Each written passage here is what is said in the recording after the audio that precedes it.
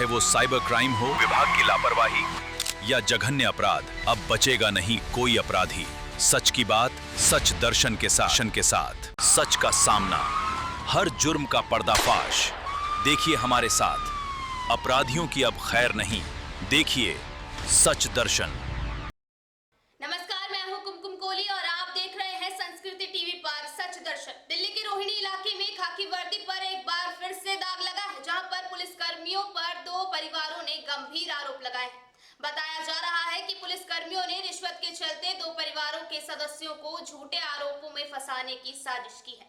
हालांकि इसमें कितनी सच्चाई है, यह जांच का विषय है। दिल्ली की रोहिणी से पुलिस की कार्रवाई पर गंभीर सवाल खड़ा करने वाला मामला सामने आया है। रोहिणी स्पेशल स्टाफ पर दो परिवारों ने गंभीर आरोप लगाए हैं। परिवारों का आरोप है कि पुलिसकर्मियों ने उनसे पैसों की मांग की है और रकम नहीं देने पर उनके परिवारजनों को नशीले पदार्थों के मामले में फंसा दिया। हालांकि इन आरोपों की स्वतंत्र रूप से पुष्टि नहीं हुई है। पहले मामले में परिवार का आरोप है कि उनका जीजा एक व्यक्ति की मौत के बाद वहां पहुंचा था, जहां से पुलिस उसे अपने साथ ले गई। परिवार के मुताबिक बाद में उसके खिलाफ करीब 400 ग्राम स्मैक बरामदगी का मामला दर्ज किया गया। परिवार का दावा है कि गिरफ्तारी से पहले पैसों की मांग भी की गई थी और रकम नहीं देने पर उसे नशीले पदार्थों के मामले में फंसा दिया गया। वहीं दूसरे मामले में गिरफ्तार व्यक्ति की पत्नी ने आरोप लगाया है कि उनके पति घटना के वक्त घर पर ही मौजूद थे। महिला के मुताबिक पुलिसकर्मी उनके घर पहुंचे और अपने साथ एक पिस्टल और डब्बा लेकर आए। इसके बाद उनके पति के खिलाफ करीब 300 ग्राम स्मैक बरामदगी का मुकदमा दर्ज किया गया। महिला का यह भी आरोप है कि पुलिसकर्मी ने घर में लगे सीसीटीवी कैमरे तोड़ दिया और डीवीआर अपने साथ ले गए। दोनों परिवारों ने पुलिस की कार्रवाई पर सवाल उठाते हुए पूरे मामले की निष्पक्ष जांच की मांग की है। परिवारों का कहना है कि जांच में सच्चाई सामने आनी चाहिए और अगर आरोप गलत है तो यह भी साफ होना चाहिए। लेकिन अगर किसी भी पुलिसकर्मी ने फर्जी तरीके से मुकदमा दर्ज किया है तो उसके खिलाफ भी कार्रवाई होनी चाहिए। फिलहाल इन आरोपों की स्वतंत्र रूप से पुष्टि नहीं हुई है और पुलिस का पक्ष सामने आना बाकी है। अब देखना यह होगा कि जांच में इन गंभीर आरोपों की सच्चाई क्या सामने आती है और रोहिणी पुलिस की ओर से इस मामले पर क्या जवाब दिया जाता है। पूनम नाम है मेरा। ये आसिफ जी किसी बैंक में आए हुए थे और उनकी देखो हम दवाई उनकी चल रही है, वो दिल्ली आउट है, लेकिन उनको ना बिना इन्फॉर्म के उनको उठा लिया है और ना हमें बिल्ले दे रहे हैं, ना कुछ करने दे रहे हैं, बात भी नहीं कर रहे हैं और ना ही सामने आ रहे हैं। सर हमारे पीछे पड़ गए हैं बहुत ज़्यादा हाथ होकर। ये आसिफ को सुबह 6 बजे उठाया है और हमें 12 बजे पता चली है दोपहर में। जी वहाँ पे कोई ख़त्म हो गया था तो वो डेट में आए थे अपनी रिश्तेदारी में, वहाँ से उठाया है। उनके ऊपर मुकदमा लगा रहे हैं, वो चार उसका लगा रहे हैं, वो 400 ग्राम का लगा रहे हैं उन पे, जबकि वो तो दिल्ली आउट है, यहाँ पे है ही नहीं। वो दिल्ली खाली आते कुछ नहीं था उनके पास में, तलाशी वगैरह भी ली है तो कुछ नहीं मिला उनके पास में। उनके घर में भी तलाशी लेके गए थे, उनके घर में भी तलाशी लेके गए थे, घर में भी कुछ नहीं मिला क्योंकि वो ये चीज़ उन्होंने बंद कर दिया, अब नहीं करते हैं वो ये काम, फिर भी उनके ऊपर लगा रहे हैं ये। और जब बीमार ज़्यादा रहते हैं, दवाई वगैरह भी अगर बाई चांस लेने आते हैं तो किसी से रिश्तेदार से मंगाते हैं, रिश्तेदार देने जाते हैं। हाँ जी, पैसे मांग रहे हैं, काफ़ी पैसे मांग रहे हैं। कुलदीप सर जी का तो बहुत ही ज़्यादा मुँह खुल गया, कम से कम ये समझ लो 5 लाख से ऊपर का ही मांग रहे हैं वो। मेरे जिया जी की तबीयत खराब, आसिफ नाम है उनका। टाइफाइड हो रखा था, बहुत तबीयत खराब है उनकी। वो दवा के लिए रात में मेरे पास आए हैं और रात में मैंने उनको दवा दी है और सुबह ही ये लोग 6 बजे पहुंच गए हैं और उनको मारा है और मेरे में थप्पड़ मारा। और मैंने पूछा सर क्या बात है, बात बताइए, कि कोई बात नहीं, हम इसको उठा के ले जाएंगे। और उठा के और ज़बरदस्ती और इन लोगों ने इसमें रखी हमारे सामने डब्बे में रख के और मुझे ऊपर अलग कर दिया कि अलग हो जाओ। मेरी जैसे मुझे अलग करा और उनको मारा, पीटा और मार पीट कर उनको यहाँ ले आए। मुझे नहीं पता वो डब्बे में थी, डब्बे में 400 ग्राम स्मैक लगा रहे थे। ठीक है, मैंने उनको बोला सर बात तो सुनो मेरी, इनकी तबीयत खराब है, तबीयत दवाई लेके आई, मैं डॉक्टर से बात तो सुनो, इनका कुछ भी नहीं है, सब कुछ आप कर रहे हो। कह रहा ज़्यादा मत बोलो, तुझे भी हम बंद कर देंगे ले जाके, तेरे पे भी लगाएंगे। और लेडीज़ पुलिस ने मेरे में भी थप्पड़ मारा, नहीं मिलने नहीं दिया। आए हैं मिलने, लेडीज़ आई हैं, सबको चिल्लाने लगे और लेडीज़ लोग और बदतमीजी कर रहे थे लेडीज़। हम तो ये मांगे कि नाजायज़ उनको ना फंसाया जाए, उनको छोड़ा जाए। हमारी कोई मांग नहीं, बस उनको छोड़ा जाए। नाजायज़ बच्चे हैं उनके, ये देखो सबके फ़ोन छीन लिए, मेरा ही फ़ोन लिया हम लोगों ने भी अंदर। सर हम सो रहे थे, 6 बजे करीब रेड आई हमारे घर पे, सिविल में थे, वर्दी में कोई नहीं था और आके हमारा घर का ताला वाला तोड़ के और डब्बे में कुछ लेके आए थे। वो डब्बे में लाके इन्होंने बोला कि 300 ग्राम सामान बरामद हुआ तुम्हारे घर में, सब एक बरामद हुई। हमारे घर में कुछ नहीं था सर, हमारे बच्चे, मैं 3 बच्चे, छोटे छोटे बच्चे, एक गे है बच्चा, एक गे और एक गे है। ये 3 बच्चे हैं हमारे। इन 3 बच्चों को मेरे को मारपीट करी, मेरे साथ मारपीट करी इन्होंने। और क्या नाम उसका, कुलदीप नाम ने उन्होंने मेरे को मारा है और मेरे आदमी को बहुत बुरा मारा है, मार के उनको, और उन पर झूठा इल्जाम लगाया। घर में इसी से नीचे लगे हुए थे जीने पे, उन्होंने DVR वगैरह सब निकाल के ले गए। हथियार लगाए, पिस्टल लगाई है उन पे। अंदर ही थाने में इनके अंदर 3 दिन से हमें दिखाया ही नहीं है, 3 दिन से रिमांड में ले रखा है उनको। हमें शकल ही नहीं दिखाई 3 दिन। ये मैटर सर 14 तारीख को लेके गए उनको। दिल्ली के रघुवीर नगर इलाके में उस वक्त सनसनी फैल गई जब एक घर के अंदर अवैध रूप से चार्ज किए जा रहे बैटरी रिक्शा की बैटरी ब्लास्ट हो गई, जिसके चलते 2 लोगों की मौत हो गई और कुछ अन्य घायल हैं। फिलहाल बिजली चोरी का भी मामला बताया जा रहा है। पुलिस पूरे मामले की जांच कर रही है। दिल्ली के रघुवीर नगर में सोमवार तड़के रिक्शा की बैटरी चार्जिंग के दौरान हुए ब्लास्ट ने 2 परिवारों की खुशियां छीन ली। बैटरी में अचानक हुए धमाके के बाद कमरे में भीषण आग फैल गई, जिसकी चपेट में आकर 2 लोगों की दर्दनाक मौत हो गई। हादसा वेस्ट दिल्ली के ख्याला थाना इलाके में सुबह करीब 4:42 पर हुआ। 4 मंजिला मकान की पहली मंजिल पर एक कमरे में ई रिक्शा की स्मार्ट बैटरियां चार्ज की जा रही थी। इसी दौरान एक बैटरी में जोरदार ब्लास्ट हुआ और देखते ही देखते आग पूरे कमरे में फैल गई। कमरे में सो रहे दोनों लोगों को बाहर निकलने का मौका तक नहीं मिल सका। हादसे में 17 साल के सुफैद और 38 साल के मोहम्मद शमीद की मौत हो गई। दोनों रिश्तेदार थे और मूल रूप से बिहार के रहने वाले थे। दोनों ई रिक्शा चलाकर अपने परिवार का गुजारा करते थे। आग की सूचना मिलते ही दमकल की 4 गाड़ियां मौके पर पहुंची और करीब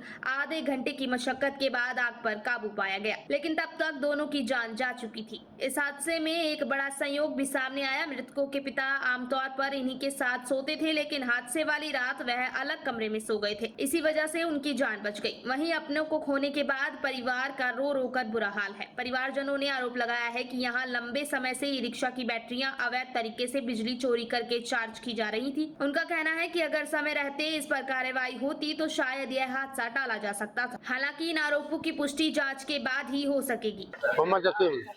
जिनकी डेथ हुई है कौन है? मेरा भतीजा है। क्या हुआ था, कैसे पता लगा? वो जिसका मकान में बैटरी चार्ज होता था, उसी का मकान गाड़ी भी चलाता था, समझे। बैटरी तक किसान का चार्ज करता था, वो भाड़ा पर बेचना रहता था रूम पर। मैं सोता था मकान वाला के पास। अब रात में बैटरी भड़क हो गया, उसका मौत हो। कम से कम 10-12 सेट था उसमें, 24 बैटरी होगा। बैटरी चार्ज होता था। हाँ किसान रूम के भाड़ा लगे चार्ज करवाता था।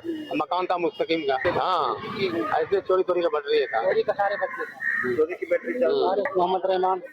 इनकी डेथ हुई कौन है? मेरा भाई है, सगा भाई। क्या ये मुझे 4 बजे के आसपास पता चला तो कि आग लग गया, जल गया। मैं तो 6 बजे आया तो पता चला, लेकिन 4 बजे आग लगा था। 4 बजे आग लग गया था। उसको बचाने वाला कोई नहीं आया, कोई नहीं बचा। छठवाड़ा के नीचे राख रह गया। वो भट्टी गैर कानूनी भट्टी सरकारी चार्ज होता है, स्मार्ट भट्टी है, चोरी का भट्टी चार्ज होता है। ये मकान में नहीं होना चाहिए, ये गलत बात है। ये मेरा मकान हुआ है, ये मुस्तकीम का मकान है। भट्टी किसान भट्टी का मालिक है, चार्ज किसान जी। हाँ समस्या आ गई थी, पता हम सबको पता नहीं था। हम सब 6 बजे आए तभी पता चला। कोई है नहीं, कोई पता नहीं चला मुझे। कुछ इलाज को उठा कर लेके चला गया, तब पता चला मुझे। सब लेके चला गया मुझे, हम सबको पता भी नहीं चला। हम सब पड़े वाले हैं यहाँ पे, कम से कम 20-25 बंदे हैं। मोहम्मद शहमद मेरा भाई का नाम है, मेरा भांजा लगता है। उसका मोहम्मद सुफेद, वो 17 साल के है। शहमद का 36 साल का। वही गौरव है। वो एक बगल वाला है, उसमें रहता था। उसका पापा जो है ना, जिसका सुफेद मेरा भांजा था, उसका पापा आज वहीं सो गया था, नहीं तो इसी में सोता था। उसका ऊपर वाला का शुक्र है कि वो अलग सो गया था, नहीं तो उसकी भी डेथ हो जाती। परिजनों ने पूरे मामले की निष्पक्ष जांच और जिम्मेदार लोगों के खिलाफ सख्त कार्रवाई की मांग की है। वहीं हादसे के बाद यह सवाल भी उठ रहा है कि रिहायशी इलाके में इतने बड़े स्तर पर बैटरी चार्जिंग का काम कैसे चल रहा था। हमने देखे सो रहे थे, जब आवाज किया ना बच्चे का, देख रहा हूँ आग पूरा आफ्ताब जल रहा है। तो मैंने गेट तोड़ के सबको निकालने की कोशिश की, आग ने बंद करने की कोशिश की। आग ने बंद किया, उसके बाद में जब दोनों को निकाल दिया, फिर बाद में सर्टिफिकेट आया पानी का, वो आया। फिर पुलिस की गाड़ी आए, समझे। उसके बाद पुलिस की गाड़ी आया, एक तो ले गया पहले, उसके बाद दूसरा बाद में ले गए। आग पूरे आग थे कि मतलब जल के आदमी ये हो गए, इसी आग के झुलस गया, जल गए पूरा, दम तोड़ दिया। वही 8-10 होंगे, 8-10 2-4 जो होता था। रोज चार्ज होता बिजनेस ही था ये, अवैध रूप से होता था और रोज ही होते थे, रोज के काम था ये। फिलहाल पुलिस पूरे मामले की जांच कर रही है और हादसे की असली वजह पता लगाने की कोशिश की जा रही है। रघुवीर नगर की इस घटना ने अवैध बैटरी चार्जिंग और बिजली चोरी को लेकर कई गंभीर सवाल खड़े कर दिए हैं। अब परिवार को इंतजार है तो सिर्फ इंसाफ का। दिल्ली के विकासपुरी इलाके में भव्य रामलीला महोत्सव की तैयारियों का आगाज हो चुका है। 15 अगस्त को दशहरा ग्राउंड में भूमि पूजन और हवन के साथ तैयारियों की शुरुआत हुई। इस साल रामलीला महोत्सव 11 से 21 अक्टूबर तक आयोजित किया जाएगा। इस भूमि पूजन में असम के पूर्व राज्यपाल प्रोफेसर जगदीश मुखी व दिल्ली के कैबिनेट मंत्री की पत्नी डॉक्टर रश्मि भी शरीक हुई। दिल्ली के विकासपुरी इलाके में होने वाली भव्य रामलीला की तैयारियों ने अब जोर पकड़ लिया है। श्री रामलीला ट्रस्ट विकासपुरी की ओर से इस साल रामलीला महोत्सव का आयोजन 11 अक्टूबर से 21 अक्टूबर तक किया जाएगा। विकासपुरी की यह रामलीला दिल्ली की प्रमुख और नंबर 1 रामलीलाओं में से एक मानी जाती है, जिसे देखने के लिए हर साल बड़ी संख्या में लोग पहुंचते हैं। रामलीला महोत्सव के आयोजन से पहले 15 अगस्त को दशहरा ग्राउंड विकासपुरी में भूमि पूजन समारोह का आयोजन किया गया। कार्यक्रम की शुरुआत सुबह 10 बजे हवन के साथ हुई, जिसके बाद 11 बजे रामलीला की झांकी निकाली गई और दोपहर 12 बजे भोजन प्रसाद का आयोजन किया गया। भूमि पूजन और हवन समारोह में कई गणमान्य अतिथियों ने भी शिरकत की। कार्यक्रम में पश्चिमी दिल्ली की सांसद श्रीमती कमलजीत सहरावत, दिल्ली सरकार के कैबिनेट मंत्री श्री पंकज सिंह और असम के पूर्व राज्यपाल श्री जगदीश मुखी बतौर मुख्य अतिथि के रूप में मौजूद रहे। इसके अलावा स्वास्थ्य मंत्री की पत्नी श्रीमती रश्मि जी भी कार्यक्रम में पहुंची और आयोजन में अपनी सहभागिता दर्ज कराई। वहीं रामलीला ट्रस्ट के अध्यक्ष सुनील जिंदल और चेयरपर्सन सरिता जिंदल समेत समिति से जुड़े पदाधिकारी और बड़ी संख्या में स्थानीय लोग भी कार्यक्रम में मौजूद रहे। हवन और भूमि पूजन के साथ ही रामलीला महोत्सव की तैयारियों का औपचारिक आगाज हो गया है। आयोजन को भव्य बनाने के लिए कलाकारों की प्रैक्टिस, झांकियों और मंच से जुड़ी तैयारियों पर भी काम तेज कर दिया गया है। आने वाले दिनों में जैसे जैसे रामलीला का मंचन करीब आएगा, विकासपुरी में तैयारियां और भी जोर पकड़ती नजर आएंगी। धार्मिक आस्था के साथ साथ संस्कृति और परंपरा से जुड़े इस आयोजन को लेकर स्थानीय लोगों में भी खासा उत्साह देखने को मिल रहा है। अब 11 अक्टूबर से शुरू होने वाले इस भव्य रामलीला महोत्सव पर सभी की नजरें हैं और इस बार विकासपुरी की रामलीला किस तरह अपना भव्य रूप लोगों के सामने पेश करती है। ये हमारे हिंदू धर्म की विशेषता है।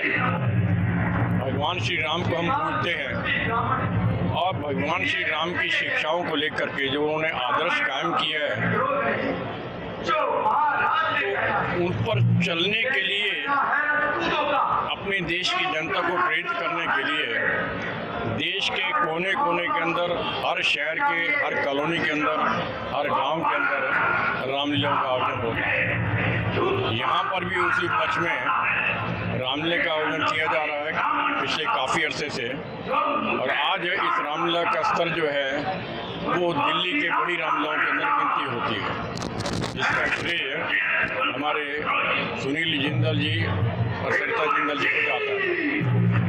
और रामलीला कितनी भव्य होती है इस बात से अंदाज़ा लगा सकते हैं कि भूमि पूजन के ऊपर इतने लोग आए हैं, जो नॉर्मली एक टोकन फंक्शन होता है। तो बहुत अच्छा रामलीला का आयोजन होगा और मैं रामलीला कमेटी के सभी सदस्यों को साधुवाद देना चाहता हूँ। बहुत मेहनत करनी पड़ती है, बहुत मेहनत करनी पड़ती है। भगवान श्री राम उनको ऊपर वर्चस्व बनाए रखें, उनकी क्षमता दें, हमेशा वो देश की, धर्म की सेवा करते हैं। देखिए, ये एक मुद्दा बनने वाली बात, बनाने वाली बात नहीं होती। सवाल ये है, आपके घर के अंदर चोरी हो गई तो मुद्दा बन जाएगा वो। आपके घर चोरी हो गई, आप रिपोर्ट करेंगे, कार्रवाई होगी, वो सब कर ली गई है, चोर पकड़े गए हैं, उन पर कार्रवाई कर ली गई है, मुद्दा खत्म हो जाता है। इसमें कोई राम तीर्थ जो ट्रस्ट है उनमें तो कोई वो आप क्वेश्चन मार्क नहीं लगता ना। एम्प्लॉइज हैं, उन्होंने चोरी की है और हमारे ट्रस्ट ने बड़ी जल्दी उन पर कार्रवाई की है, पुलिस ने कार्रवाई की है और उनको अरेस्ट कर लिया, जेल में डाल दिया है और लीगल कार्रवाई उनके ऊपर होगी। मैं समझता हूँ ये एक दुर्घटना थी जो किसी एम्प्लॉय को की गई, उनको अच्छा सबक मिल गया है और मैटर एंड किया।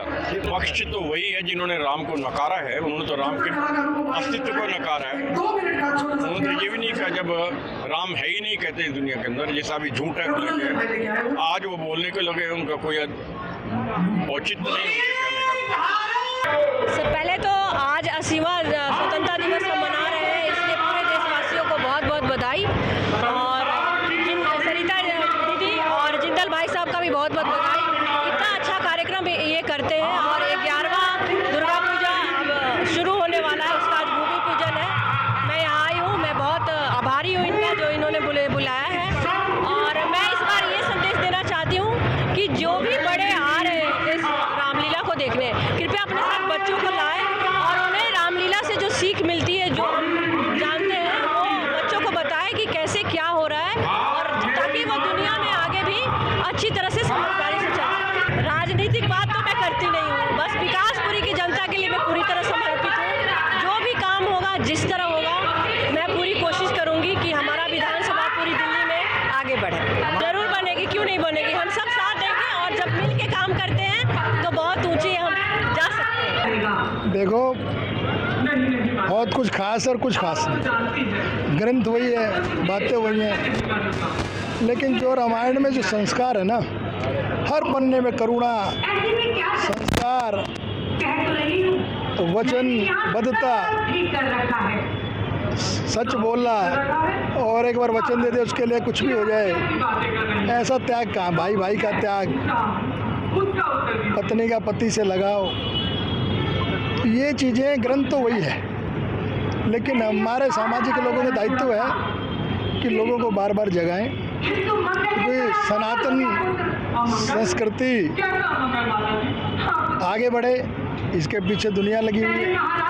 आज का युवा जानते हैं किस तरह उपद्रव नशा करने लग गए हैं। मैं जैन जी को भी इस मंच से कहूँगा कि राम की शरण में आ जाओ, रामलीला देखने आया करो रोज। 10 अक्टूबर शुरू हो जाएगी, आपका भी हृदय परिवर्तन होगा और संस्कार जरूर आएंगे। आप आदमी समाज में अच्छे भी हैं, बुरे भी हैं। तो 2-4 लोगों ने, 5 लोगों ने गलत किया, उनको सजा मिलेगी, लेकिन सनातन को कृपया करके बदनाम ना कीजिए। वो पवित्र मंदिर है, सैकड़ों साल उसके लिए संघर्ष किया है, उसकी पवित्रता में कोई कमी नहीं है। और ये बड़ा पाप किया उन्होंने, उन्हें सजा मिलेगी। बाकी सनातन सब एक साथ है। सभी भाई बहनों को मेरी राम राम। और मैं आपके चैनल के माध्यम से सभी को आमंत्रित करती हूँ कि हमारी विकासपुरी रामलीला में आप जरूर आएँ। 11 अक्टूबर से 20 अक्टूबर सब परिवार समेत आएँ और छोटे बच्चों को भी ज़रूर लाएं। और जैसा कि मोदी जी के राज्य में राम राज्य वापस आ रहा है और चारों तरफ हमारे देश का नाम की चर्चा है, हमारा देश विश्व का नंबर 1 देश बन रहा है, तो आज स्वतंत्रता दिवस के अवसर पर भी आप सबको मैं शुभकामनाएं देती हूँ। जय श्री राम। आउटर दिल्ली के रनौला इलाके के रनौला बिहार की सड़क बदहाल स्थिति में है। यहाँ बारिश के बाद सड़कों के बीच बड़े बड़े गड्ढे हो गए हैं। यह जल बोर्ड द्वारा डाले गए सीवर की मिट्टी खिसकने से सड़क धंस गई है, जो अब इलाके के लोगों को हादसे का न्योता दे रही है। नमस्कार, मैं महक चौहान, संस्कृति टीवी सच दर्शन दिल्ली से। और आज मैं मौजूद हूँ रनौला बिहार फौजी डेयरी के नाला रोड के पास, जहाँ पे जगह जगह पर गड्ढे हो रखे हैं। आप देख सकते हैं बारिश की वजह से पानी जमा भी हो जाता है यहाँ पर, और काफी लोगों को यहाँ पे दिक्कत भी होती है आने जाने में, गाड़ी क्रॉस करने में, और बच्चों को भी दिक्कत होती है क्योंकि बच्चे यहाँ पे आते जाते रहते हैं, ट्यूशन जाते हैं, स्कूल जाते हैं, किसी जगह गली से मुड़ते हुए जाते हैं। और गड्ढा सिर्फ एक जगह नहीं है, गड्ढा आप देख सकते हैं 3 गड्ढे हैं यहाँ पे। काफी लोगों का कहना है कि गड्ढे की वजह से कुछ एक्सीडेंट भी हुए थे अभी पीछे। ये 1 हफ्ते से गड्ढा हो रखा है। 3-4 गड्ढे हैं। क्या नाम है? 1 हफ्ते से। मेरा नाम दर्शन। ये गड्ढा कब से हो रखा है? ये 3 दिन हो गए। 3-4 दिन हो गए। 3-4 दिन। कोई दिक्कत आ रही है इस गड्ढे की वजह से? तो परसों गिर गया था एक छत्तीस वेलर वाला। आपने कंप्लेन नहीं की? नहीं, कंप्लेन नहीं। फिर ये ठीक कैसे होगा अगर आप लोग कंप्लेन नहीं करोगे तो? कंप्लेन जब करने वाले करते किया तो लोगों ने नहीं सुना। फिर मेरे से मैं कौन हूँ जो कंप्लेन सुनेगी मेरी? फिर सब पे गली वाले अभी गली वाले 11 नंबर है वो यहाँ का प्रधान है, उसने भी कंप्लेन किया। मैडम जी कितनी कंप्लेंट कर लिया, कोई 2 महीने थोड़े हम भी नाम है मेरा। आप गड्ढा कब से हो रखा यो 20 दिन हो गई है, थोड़ा बढ़िया था यो, अब फिर धीरे धीरे हो गया ये आगे बढ़िया। आपने क्या करने की कंप्लेन कंप्लेंट कर छक लीजिए, उन आप सुनाइए नहीं कोई भी नहीं सुनता, कोई सुनाई नहीं है। और बच्चों को दिक्कत होती है? बच्चे को दिक्कत है कि बाहर जाते हैं, ट्यूशन पढ़ते हैं, यहाँ मोटर वाला पड़ गया बारिश वाले दिन। सबकी बात है। ये परसों बारिश थी सब दिन।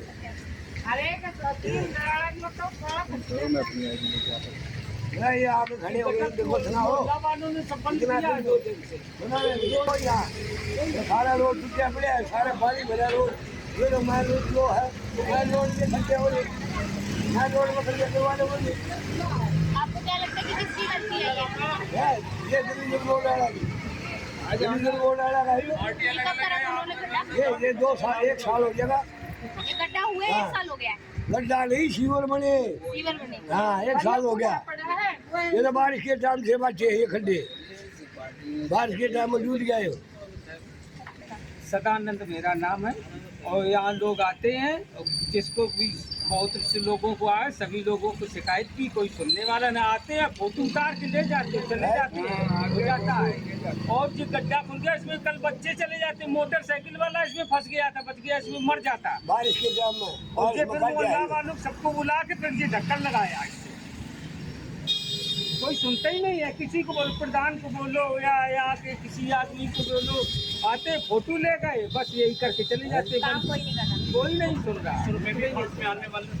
आप लोगों ने कंप्लेन करी है कि और लोगों ने भी किया? पूरे गली वाले परेशान है, आए थे वो फोटो उतार ले गए, चले गए, कोई सुना ही नहीं।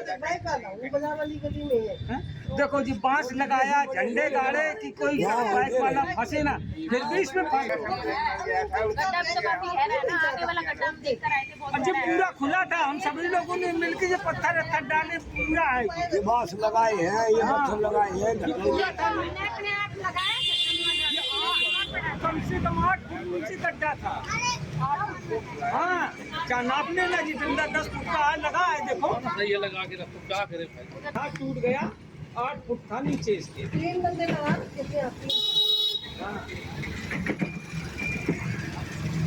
कोई सुनता ही नहीं। आपको और आपके बच्चों को दिक्कत हो रही है? यहाँ से सबको दिक्कत होती है, वो वाला फंस गया तो निकला नहीं, बड़ी मुश्किल निकल पाया वो। और बच्चे खेल भी नहीं पाते होंगे? खेल भी नहीं पाते। बाई चांस कभी कोई घर से निकल गया और गिर गया तो पता भी नहीं चलेगा। हमें अब यहाँ जीवन किया सब मोहल्ले वाले, कभी बंद किया ना बंद किया, आप लोगों ने मिलकर किया? हाँ बात तो सुनने का, लेकिन आपको क्या लगता है क्या करना चाहिए, जो है सो है, और क्या करना चाहिए। मतलब आप लोग इस गड्ढे को ऐसे रहते तो क्या करें हम लोग, क्या करें। बहुत दिक्कत हो रही है। परसों भी एक एक्सीडेंट हुआ है, बेचारे बाइक वाले को बहुत ज्यादा चोटें लगी हैं।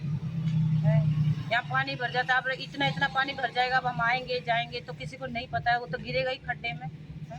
हाँ पहले इसको फर्क करो, इसको दबाओ है मट्टी को, नहीं जो आता है मटेरियल डाल के चला जाता है, रोड बना करके नीचे से जमीन होती है, वो बैठ जाती है जगह जगह से।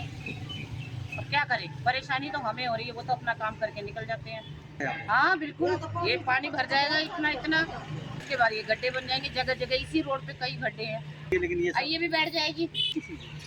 शिकायत तो करते हैं, कोई आता ही नहीं है देखने, अब क्या करें हम कहाँ जाएं लेडीज। हाँ जब तक और नहीं होएंगे ना 2-4, जब तक कोई नहीं आके देखे। रनोला बिहार, मेरा नाम कृष्ण शर्मा है, रनोला बिहार के रहने वाला हूँ। बताना चाहूँगा सबसे बड़ी दिक्कत तो PWD की पब्लिक वेलफेयर के बना रखा है, मगर कोई भी आता जाता नहीं है। कितनी बसें जाती हैं बच्चों की, स्कूल के बच्चे को एक्सीडेंट हो रहा है, कल भाई एक आदमी का हुआ है, बेचारा बाइक का जो टायर होता है अंदर चला गया, क्या हादसा हो जाए, बेचारे की जान चले, ऑन द स्पॉट चली जाए, कोई भी कहने वाला नहीं है।